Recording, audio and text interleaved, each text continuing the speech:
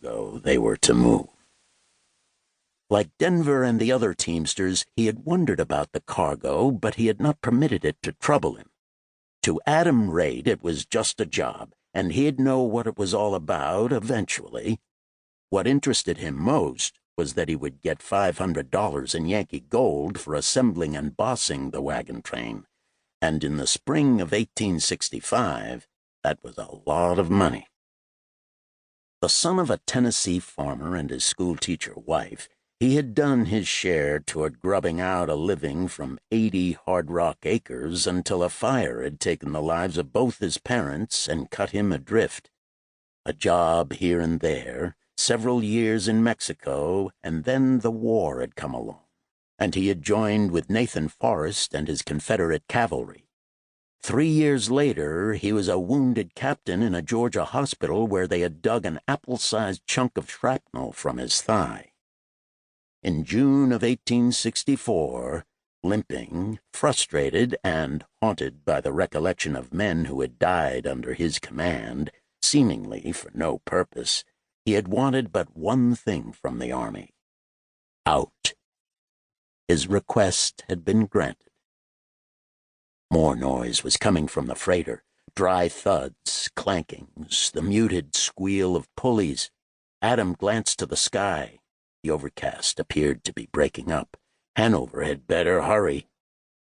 One of the horses blew gustily and stamped a newly shod foot. Trace chains rattled, and a teamster swore graphically. Toward Galveston, Raitt could see more lights on the water, crawling slowly through the murk. Patrol boats, he guessed, venturing forth to investigate the sounds. He felt the sudden press of tension, but brushed it away.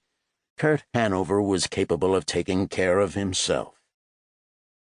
Raitt hadn't cared much for the man at their first meeting. They had come together in Huntsville, then a sort of junction point for several passenger and freight lines. Raitt had found a job there after he had quit the Army as an agent for one of the outfits. Agent, the title covered a broad range of duties. He was obliged not only to sell fares and look after the needs of passengers, along with the handling of freight shipments, but he served also as hostler, blacksmith, reserve driver, and occasionally shotgun messenger. About the only chores he didn't perform were those of cooking and cleaning stable. It was a poor existence for a man of his capabilities, but he didn't object or even really care.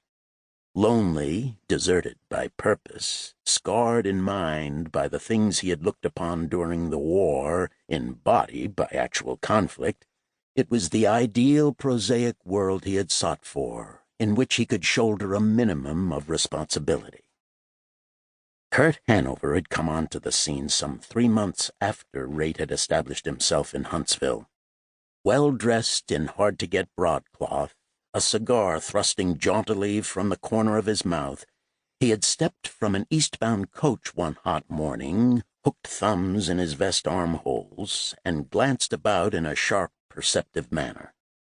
Adam noticed him as he led out the change team and began to back them into position.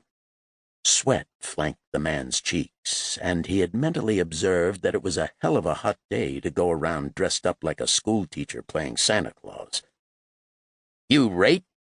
the pilgrim had asked unexpectedly. Suspicious of the man, Adam had paused to take a second look. Another slicker aiming to give somebody a fast shuffle, he had decided. "Could be," he grunted. "Friend of yours told me to see you. I'm Hanover, Kurt Hanover." Adam resumed his hitching. "What friend?" "A major, name of Bowman, Missouri Cavalry." Again, Raitt hesitated. Bowman had, at one time, been his commanding officer. There had been no particular rapport between them other than that existing between officers of different rank. He was surprised that Bowman even remembered him. "Why," he began, then became aware of the driver's impatient glare. "Be through here in a minute," he said. Hanover rocked on his heels, toyed with a heavy gold chain looped across his slight paunch. "Can you put me up for the night? Got a proposition to make you."